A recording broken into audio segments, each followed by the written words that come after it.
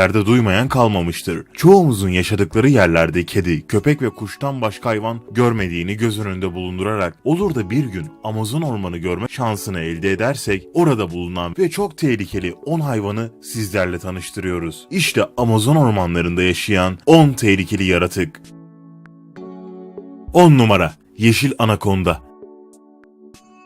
9 metre uzunluğunda ve 230 kilogram ağırlığına kadar çıkabilen bir yılan. Bu hayvan arkadaş yaşantısının büyük bir kısmını Amazon nehirlerinde avlarını bekleyerek geçiriyor. Hayat bu. Ne olacağı belli olmaz. Gün olur bir şekilde kendinizi Amazon ormanında bulursanız nehirlere dikkat etmelisiniz.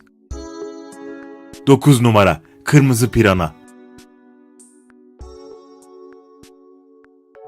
Bu balık sürüsü korkusuz olmalarıyla tanınıyor. Saniyeler içerisinde kemiklere kadar tüm etleri kemirip bitiren bıçak diş bu cengaverler de Amazon nehrini mesken tutan canavarlardan. Özellikle suyun çekilmeye başladığı ve avlarının da azaldığı dönemlerde ne bulsalar saldırıyorlar. Öyle ki birbirlerini bile yiyorlar.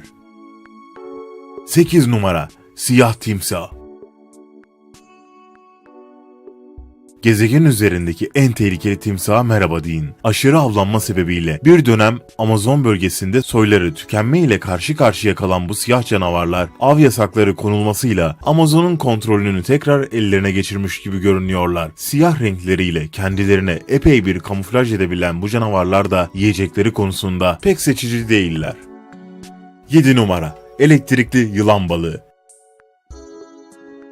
Evlerimizdeki elektrikli prizlerden tam 5 kat daha fazla elektrik üretebilen bir balık düşünün. Bu balık elektrik enerjisini kurbanlarını ilk etapta şok edip sonrasında rahat rahat yiyebilmek için kullanıyor. Bastığınız yere dikkat etmemeniz halinde bu balıklar yüksek miktarda elektriği serbest bırakıp insanların ölümüne sebep verebiliyor. 6 numara Arapayma. 3 metre uzunluğunda ve 100 kilo ağırlığındaki nehir canavarına yaklaşmak istemeyeceksiniz. Görmeniz halinde muhtemelen korkudan bayılacağınız arapaymalar da Amazon'un en eski sakinlerinden. Genellikle kendinden küçük balıklar ve kuşlar ile besleniyorlar. 5 numara Dev Susamuru. Başından kuyruğuna 2 metreye ulaşabilen bir samur ile devam ediyoruz. Beslenmek için ilk tercihleri balıklar olan bu hayvanlar 8 kişilik çeteler halinde avlanıyor ve tehdit hissettiklerinde insanlara saldırabiliyor.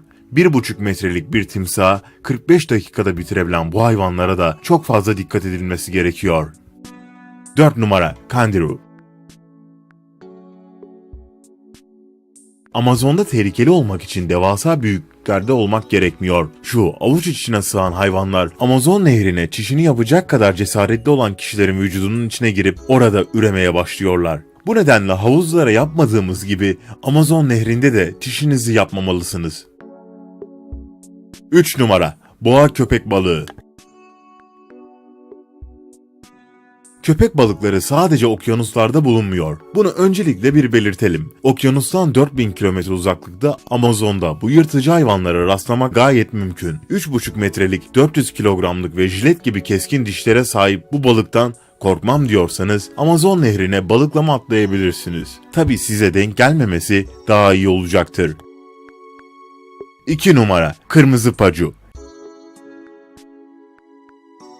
Dişçiye gitse epey bir masraf çıkaracak kırmızı pacu ile ısırığı bir parmağı koparabilecek güçte. Nedendir bilinmez ama kırmızı pacuların genellikle erkek yüzücülerin testis bölgelerini ısırdığı rapor edilmiş. O yüzden Amazon ormanlarına eğer giderseniz kesinlikle nehirlerde yüzmeye kalkışmayın.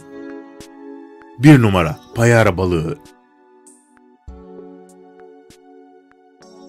Acımasız katiller diye adlandırılan Kont Drakula kılıklı payara balıkları 1,2 metreye kadar büyüyebiliyor. Pirana ailesinden payara, Amazon nehrinde yaşayan en büyük balıklardan biri. Payaralar, Amazon nehrinin derin ve hızlı akan sularında, özellikle de Orinoco nehrinde yaşıyorlar. Piranalar bir kuş yuvadan düşünce gidiyor, yavruyu parçalayıp yiyor. Payara ise dalda duran kuşu yakalamak için öncelikle sudan fırlayarak sıçrıyor ve kuşu dalından alıp suya indiriyor.